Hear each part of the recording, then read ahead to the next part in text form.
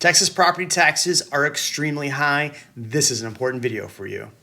Jeremy Knight, the Knight Group, your favorite Austin realtor. Yeah, we've done a lot of information on this channel about property taxes and how high they are. Today, I'm going to do a video going through all the really high property tax areas. Now, some of these areas are in the more, I guess you could say, affordable, like the mid 300 price points. And then we got stuff that's all the way up into the $1 million price point. So it's going to be a great video going through talking about each area and really high tax rates. So here we go. Before we go any further, make sure you drop a comment below. Are you in one of those property tax rates that's very high? How is that impacting you? I want to hear from you in the comments. Let's go. So we're going to kind of start south and go work our way north. So we're going to start in Kyle. The community is Paramount. Now, it's a brand new community. It's actually a pretty nice community. In fact, I love doing videos like this because I get to find communities like this I kind of didn't know a whole lot about.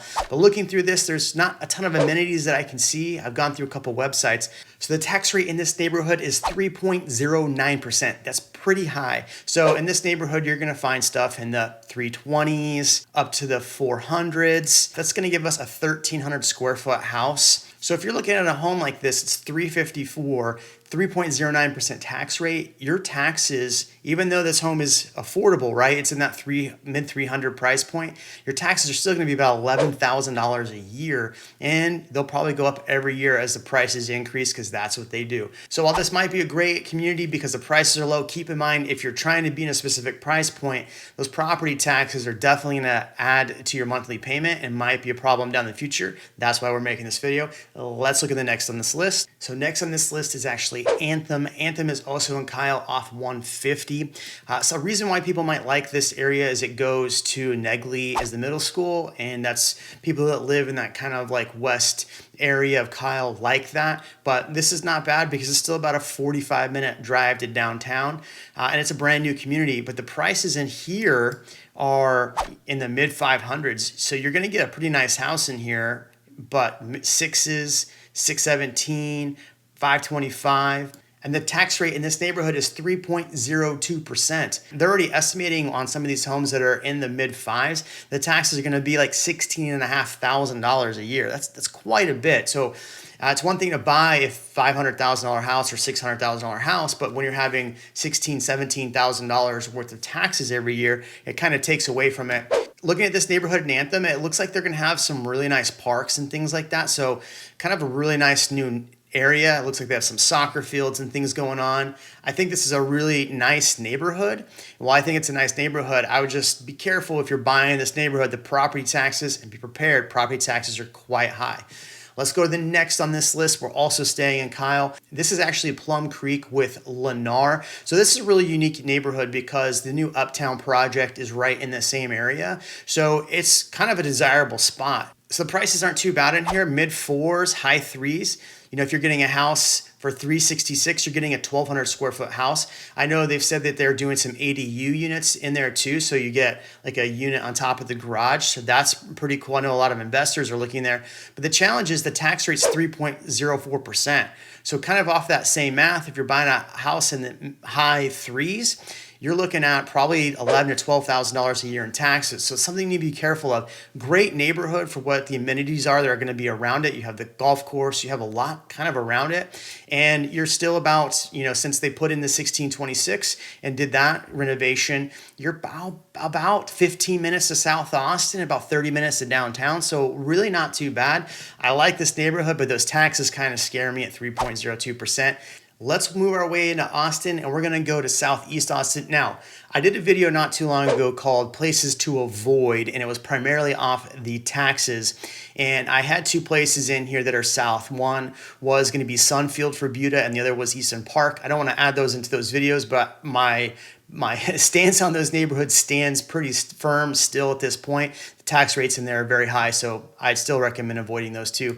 But over in Sunchase is where we're looking at. Now, if we're looking at Sunchase, you're looking at prices in the mid fours. This is Del Valley area, so still about 35, 40 minutes to downtown, depending on the traffic.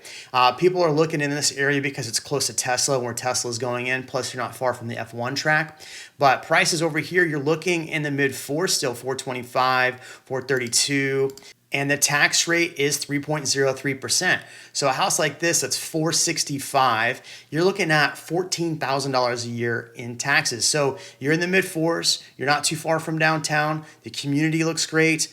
But on top of that, you're going to be spending $14,000 a year in taxes. You can move a little bit closer over and be in a lot of different areas in Southeast Austin for a 2.2 tax rate versus this 3.03. Yeah, you're getting a brand new house, but its taxes are still going to be pretty high. So keep that on your mind when you're looking in Sunchase. I don't think it's a bad neighborhood overall, being in Del Valle, being the location of Tesla, but just be mindful of those taxes. Next, we're going to move up a little bit further north and go into Manor. We're looking at Presidential Glen. Now, I think Presidential Glen and Presidential Meadows. Now this was on my last video, but I still want to point this one out.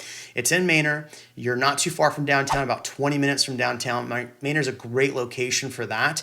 And these neighborhoods are actually quite nice, next to a golf course. You got some small amenities that are around you. No HEB yet, but that's hopefully coming to Manor. But the tax rate over there is 3.24%, almost 3.25%. That's really high. So be careful in Manor. You might get a little bit more affordable home in the mid threes, but those taxes could really sneak up on you. And that's the whole point of this video, again, is to make sure that you don't get caught off guard with really high property taxes. Let's move a little bit further north, and we're going to go to Black Hawk. Now, when we look at Black Hawk, it's a very nice community. Part of this, the older community, the tax rate is lower, but the newer section is quite high, and we'll talk about that in a second. In this area, it's really nice because you're off Kelly Lane, so you're next to Costco, you're next to a lot of amenities right here off Kelly Lane, and there's quite a bit of shopping and things to do. There's a golf course right there. But when we're looking at Black Hawk in these newer areas, the homes are in the 695s, 700s. It's quite high. You're looking at a 3.05% tax rate.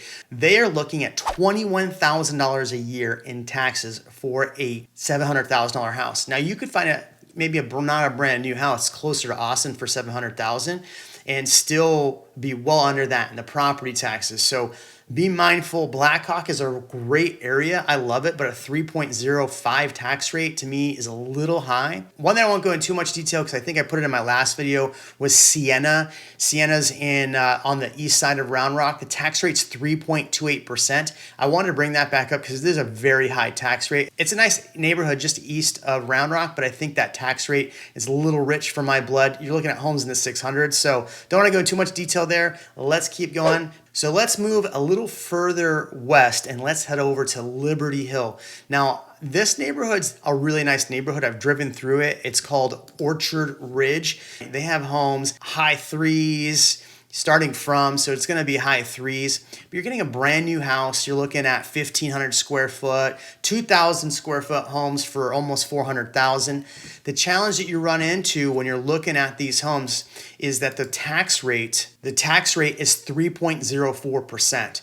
So keep that in mind. That's a really high tax rate. While I like Orchard Ridge and some of the builders that are in there, I think you have to be careful with that tax rate because there are homes in Orchard Ridge that are actually in the 700s and into the 800s. But 3.04%, my dumb math tells me that that's actually going to be about 25 grand in taxes a year. And you're kind of far out being in Liberty Hill. Now, I know there's a lot of developments going around in this area. HEB is coming in. I think if you're looking at 3.04% tax rate, that's pretty high for being that far out, especially if you're in the 800s.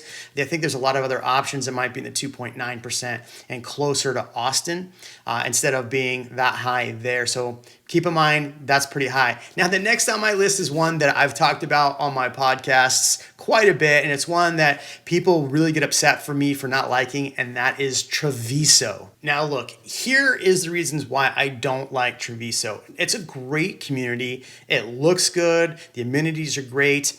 Why I don't like Traviso is if you're trying to buy a home in Traviso right now, you're looking in the 1.4, 1.6 to $2 million for a home there. Now, let's look at the property taxes for this. 2.91%. Now, that's not the worst and most egregious, but you're looking at, if you're buying a house that's $2 million, this says $29,000 in taxes. I guarantee you it's going to be a heck of a lot more than that if you're looking out in Traviso. Plus, Traviso is really hard to get to. It is a much further drive where you could be in, Crystal Falls area and be closer to amenities than you would if you were out way off Nameless Road headed towards Lago Vista. So that's the reason why I just am not a fan of Traviso.